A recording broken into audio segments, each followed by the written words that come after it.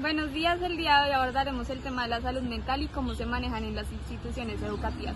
Escogimos la institución educativa Colegio Exalumnas de la Presentación, en el cual entrevistaremos a varias de las directivas que nos van a dar a conocer más del tema. Muchísimas gracias. La primera pregunta es, ¿con qué frecuencia presencia casos de acoso o bullying en clases, descanso, etcétera? Bien, muy buenos días. La frecuencia, pues de alguna manera diríamos que depende tanto de la edad como de la cantidad de estudiantes que se están trabajando, que estamos desarrollando los procesos de aprendizaje. Pero la frecuencia para el caso de nuestra institución, digamos que es bastante baja. No estoy hablando de que se presente en cada clase, al contrario.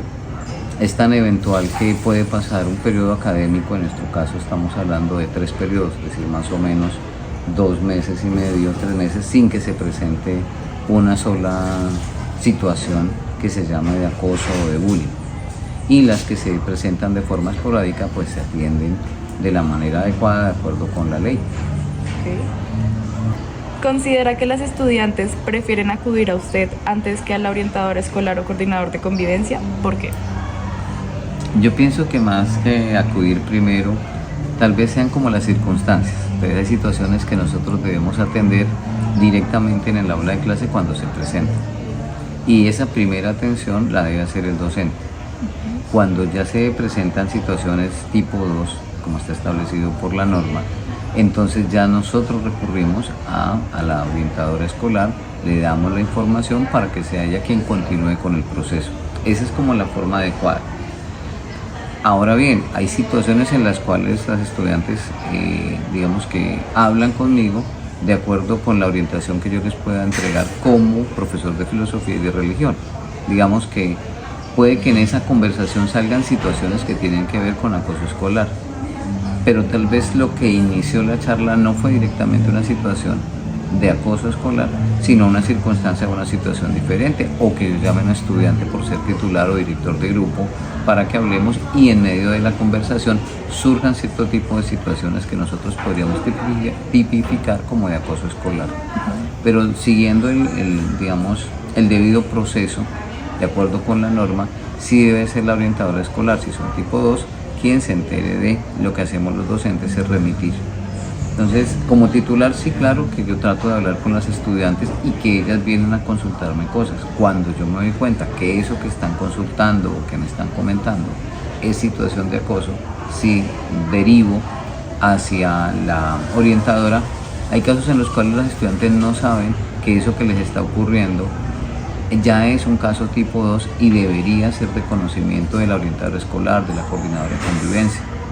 Pero es más por desconocimiento de la norma por parte de las estudiantes. Ellas no creen que eso sea acoso o que sea tan grave como para que tengan que, o a veces por temor, porque igual también el acoso escolar tipo 2 tiene esa circunstancia, y es que muchas veces se atemoriza al estudiante para que no cuente lo que se le está haciendo.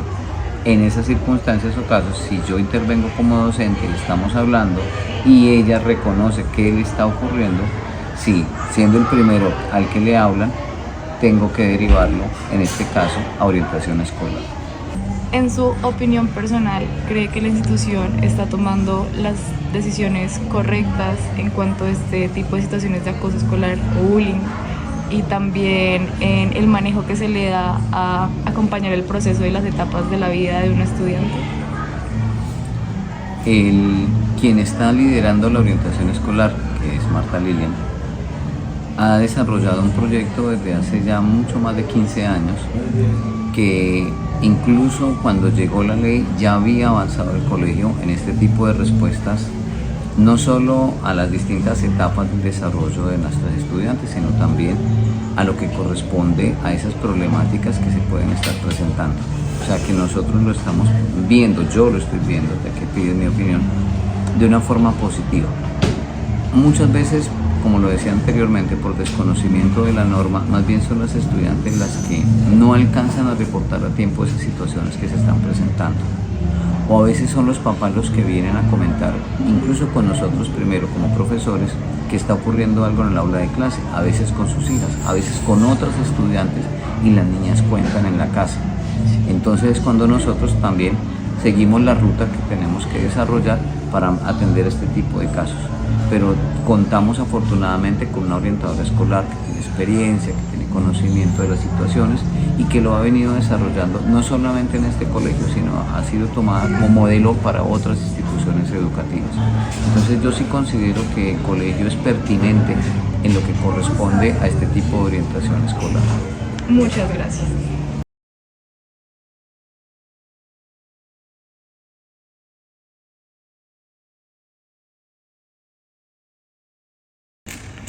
En caso de que se vea afectado a un estudiante a nivel académico y se le vea un cambio a la hora de socializar, ¿qué recomendaciones de apoyo ofrecería? La institución educativa cuenta con el servicio de orientación escolar y con el apoyo de la coordinadora académica cuando nosotros identificamos casos de niñas que tienen dificultades a nivel emocional, a nivel de socialización o a nivel de comportamiento. Entonces inmediatamente se llaman los padres de familia y si la niña tiene un diagnóstico especial de su situación emocional por depresión o bueno, alguna situación de tipo neurológico o psicológico, nosotros contamos con lo que es el PIAR y la flexibilización curricular, que es un programa donde las niñas entran, se debe informar a los docentes, se hace reunión con ellos y se indica cuál es la situación de la estudiante de tal manera que a la niña se le pueda flexibilizar el currículo, y esa flexibilización es a partir de poder determinar que la niña se debe ubicar de pronto en otro lugar del salón. A partir de esto también debemos buscar que la niña, el nivel de exigencia académico, aunque se le va a exigir, de pronto se baje ese nivel porque no sabemos si la niña tenga una situación de aprendizaje limítrofe o cualquier otra situación. Entonces tenemos una serie de ítems que nos permiten que los docentes puedan radicar o mirar cómo pueden ir flexibilizándole el currículo a la niña de tal manera que la niña se pueda integrar a toda la parte académica y a la socialización en el aula y que se sienta bien. Gracias. En su opinión personal, ¿cree que la institución ofrece el apoyo correcto para acompañar a las estudiantes en las diferentes etapas de la adolescencia y lo que esto conlleva? Sí, yo considero que la institución tiene muy bien estructurado todo su proyecto a nivel de orientación de la Oficina de Orientación Vocacional. La orientadora del colegio es docente orientadora y como tal prepara a sus estudiantes y hace talleres de prevención y promoción en cuanto a su salud mental, al desarrollo psicosocial, a su desarrollo también en su educación sexual. Entonces es importante que se haga no solamente la promoción y la prevención, sino que se esté atento a todos los cambios que las niñas puedan tener, y también a partir de grado 10º se hace todo lo que es proyecto de vida, exploración vocacional y finalmente pues a partir de todas estas actividades y este apoyo que no solamente es de la orientadora sino que se traen personas externas a la institución, las niñas puedan tener un proyecto de vida visualizando su futuro profesional o laboral, de tal manera que pues se cumpla la misión del colegio, que sean mujeres líderes, que sean mujeres que salgan y de verdad puedan tomar decisiones responsables, saber decir cuándo sí, cuándo no. Entonces pienso que sí tenemos un proyecto estructurado y además desde hace 3-4 años estamos trabajando un proyecto muy bonito que se llama Líder en Mí, donde nosotros estamos fortaleciendo en las niñas las habilidades emocionales a través de los 7 hábitos de COVID, que es ser proactivo, tomar decisiones responsables, ser empáticos, cuidar nuestra mente, nuestro cuerpo y cuidar nuestro entorno. Bueno, lo que son los 7 hábitos de COVID, entonces me parece que eso apoya y ayuda mucho a la formación de nuestras estudiantes a nivel vocacional, profesional y sobre todo en la formación del ser, no solamente en el conocimiento. Muchas gracias.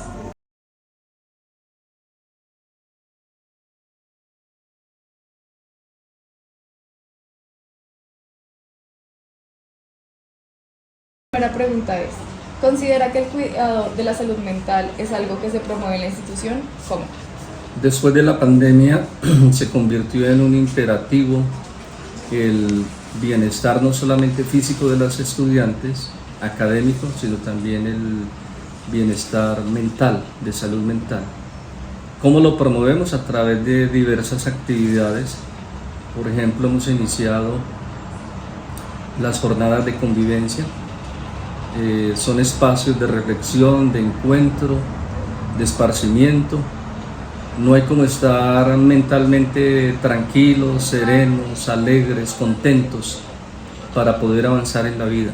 Hoy en día son muchos los factores que nos afectan, factores de tipo económico, familiar, social, y que crean en nuestros niños y jóvenes incertidumbres, angustias, desazón, desconsuelo. Y es ahí donde debemos estar atentos para ayudarles a enrutar este caminar por la vida.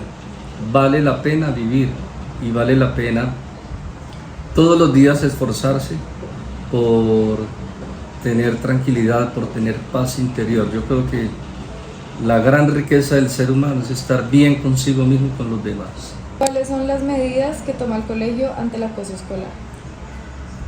El acoso escolar siempre ha existido.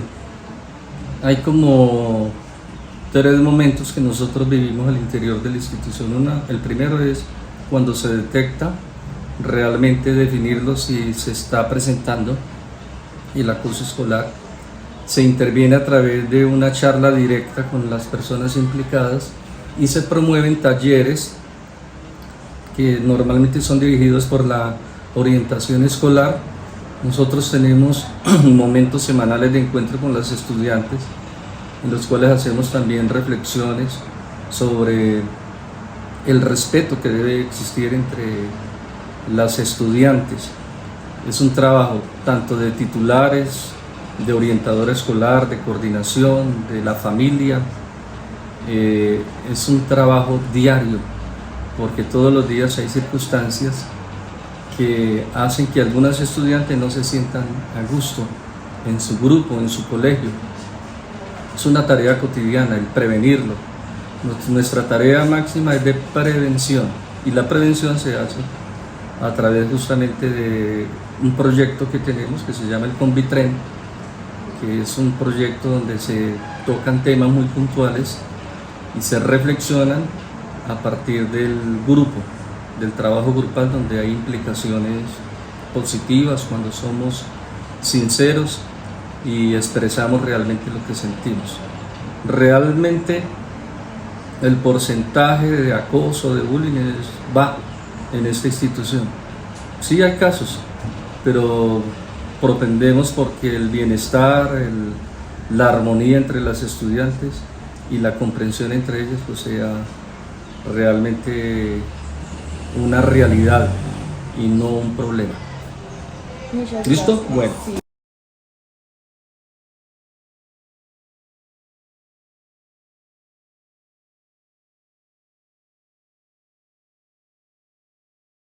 Entonces, la primera pregunta.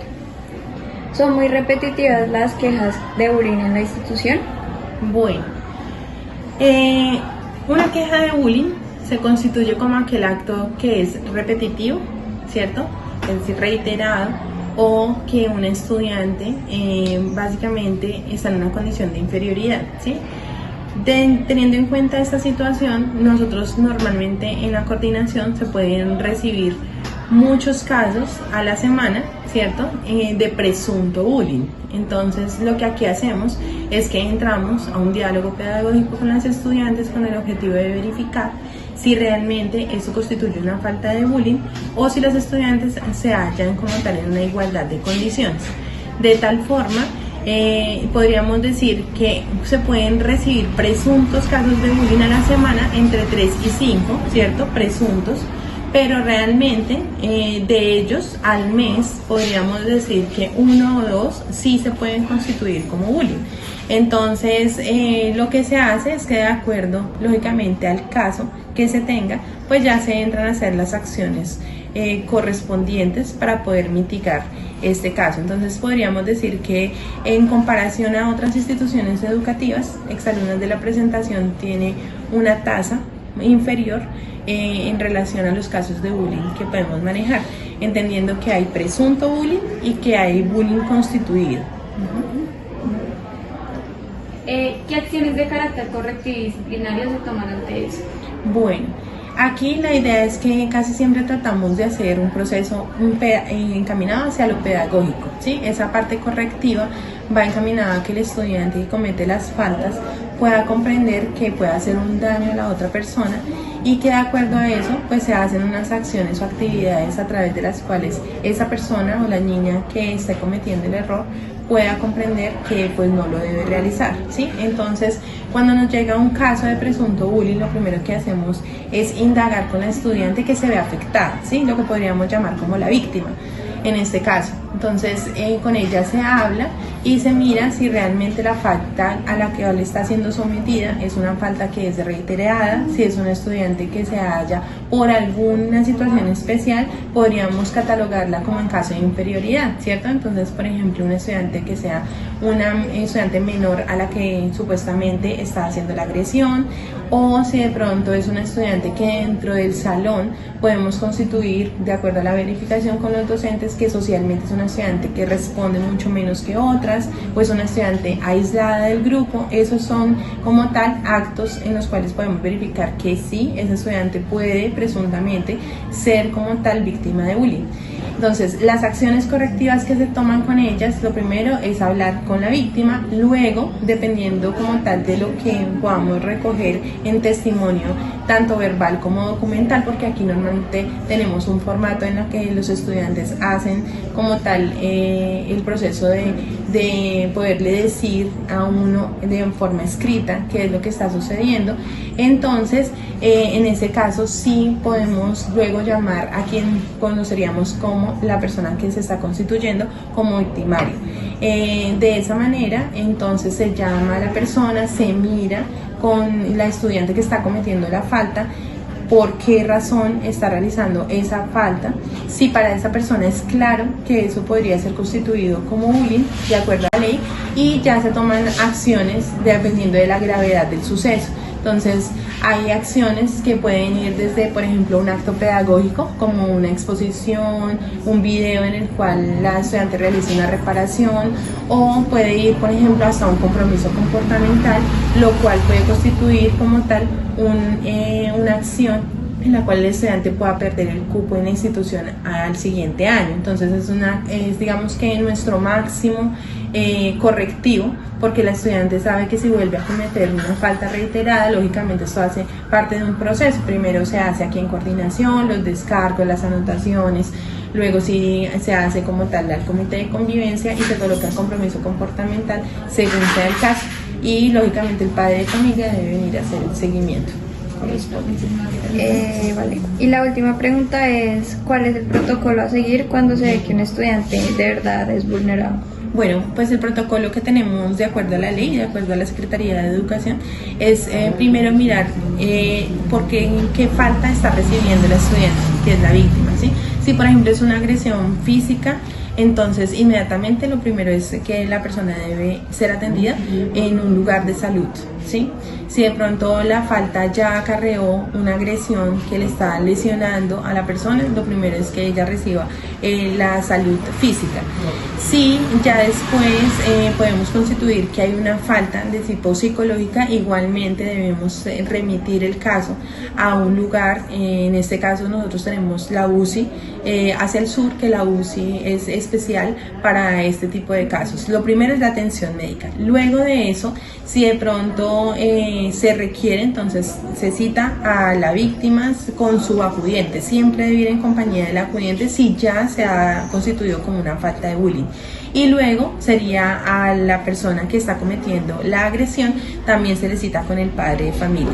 Teniendo en cuenta cada una de las condiciones que podamos verificar han llevado a que la persona cometa la agresión de bullying, entonces se le explica que de acuerdo al pacto de convivencia nosotros tenemos las faltas complejas y las faltas moderadas. Entonces, de acuerdo a esa falta se hace anotación en el observador, Luego de eso, lógicamente, con el respectivo padre de familia. Luego de eso, si hay posibilidad de pronto de entablar un diálogo entre las dos partes, se dé la posibilidad, se hace un acta de compromiso en la cual, como tal, la persona que está cometiendo la agresión se compromete a no volverla a ejecutar.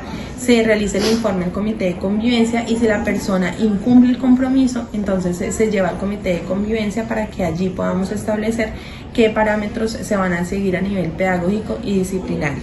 Y se coloca automáticamente el compromiso comportamental de acuerdo a la gravedad de la situación. Y se hace seguimiento. Nosotros aquí hacemos un seguimiento mensual a esos compromisos comportamentales. Entonces el padre de familia debe acudir aquí a la coordinación de convivencia y se hacen anotaciones de acuerdo a lo que observan los profesores, si hay o no mejoría, en este caso, en la situación que se ha presentado. Vale, muchas gracias.